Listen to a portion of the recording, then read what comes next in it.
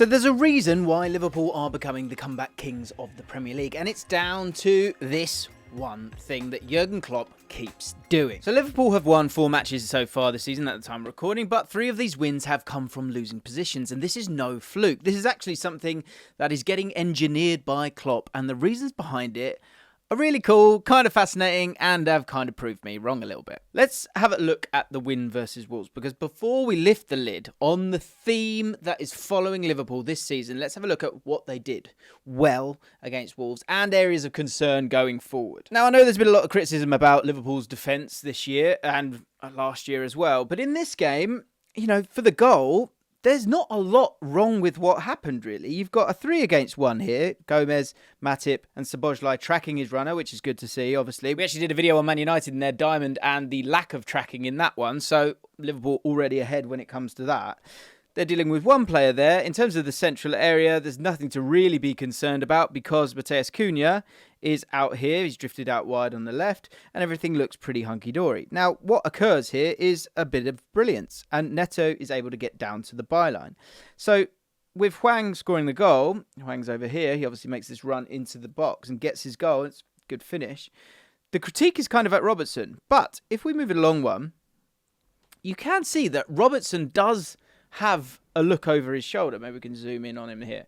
You can see that he does have a look over his shoulder. So he is aware of Hwang and he is aware that he is a problem, right?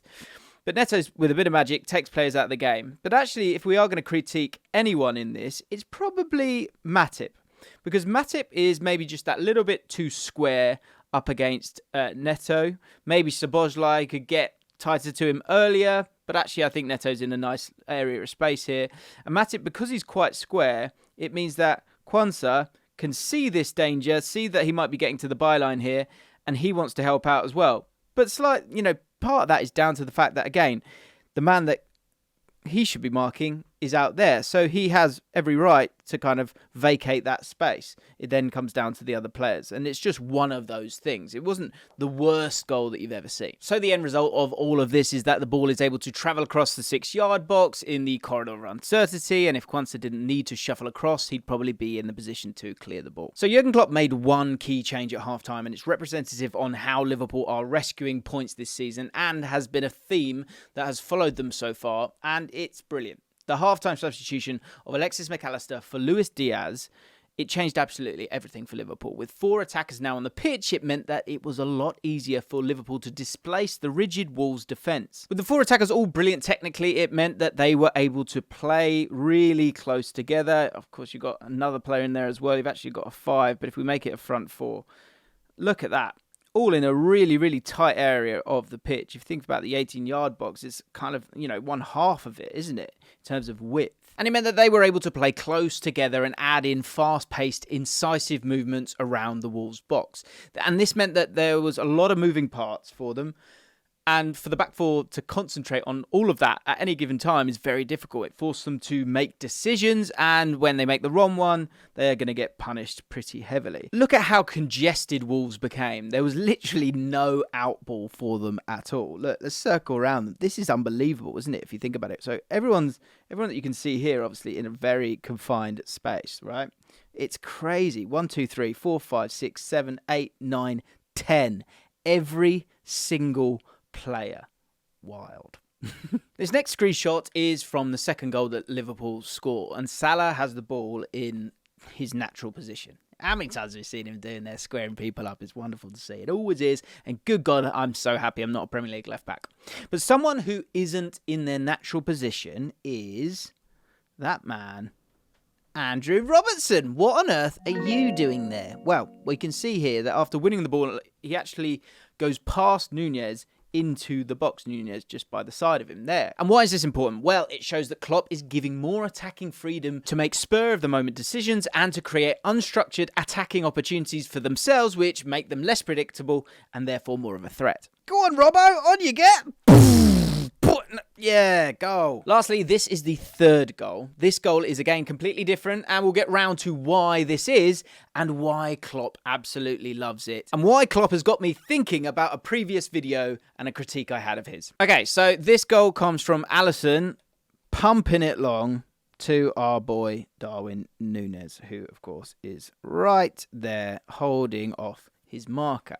So he takes up the role as a hold-up striker, and he actually does really well at something that I've actually critiqued him as well. That's not the critique, but it is something that I have critiqued him on. And so he holds up the ball well, uses his size, and that's a huge positive for Liverpool as he struggled with it last season. But this tactic could be something that Liverpool do a lot this season, especially in the Champions League, as it gives them the opportunity to go direct, but also exploit gaps in the opposition's defence. Look at the space left in the Wolves' back line. You know, it's simple hold-up play, but it's a bit of a lost art at times as well, to play quickly, to drag someone in, because last thing they want is Darwin Núñez facing you, or certainly Dawson doesn't, because if he does that, then they're in massive trouble. But by sucking someone in, of course, inevitably, you leave a lovely space in behind, which is incredibly dangerous. And if we zoom in, you can see why that's really dangerous, because you have players like Mohamed Salah. And I know it's a bit of a blur, but if you do look at his body language there, you can pretty much make it out. He knows what's happening here. If Darwin Núñez is able to pop it off, he has all that area in behind to do what he does best, which is score one-on-ones, essentially. This kind of play from Darwin Núñez, direct football as well from Liverpool, could allow the likes of Salah and Diaz to make these runs in behind and score goals. But theme, Jim! Theme! Stop saying theme! Explain yourself! What do you mean? Well, there is a theme here. You might not think that there is, but there is. There is a recurring theme when it comes to these goals, because they're all different. They're all exactly different. But joking aside, this is the theme, okay? All the goals being different, and all of them have come from a Klopp decision to make substitutions. This is also true for the other victories that they've had this season, such as Newcastle and Bournemouth. That's right, I'm not just waffling, I'm saying something.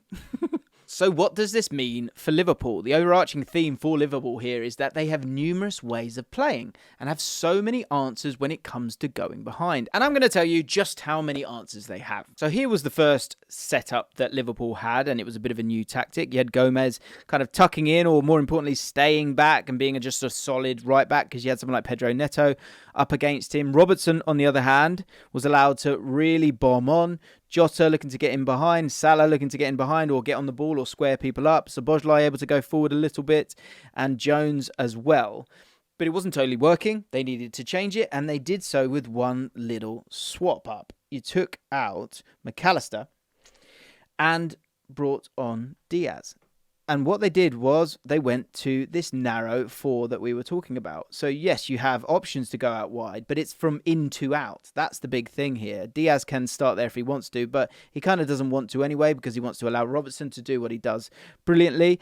In terms of that 2 there, I think, look, in other games you'll be a bit nervous about that, but I think what's exciting, and keep an eye out for this, is say you bring out someone like Jones, maybe even Szoboszlai as well, if you want to have that 2 in midfield. Someone like Gravenberch is going to absolutely kill it in that position in a double pivot, because it's going to lend to all his best attributes. And then once that tactic had kind of done its damage, they reverted to type a little bit, but different profile of player, with Elliott coming on and Darwin Núñez coming on, going away from that 4 and just managing the game just a little bit better once again. So, as I say here, the key word is different. It almost feels as if you're playing 3 different teams whenever you play Liverpool, because their bench has so many answers, and that's the difference. And that's what football's about, having answers.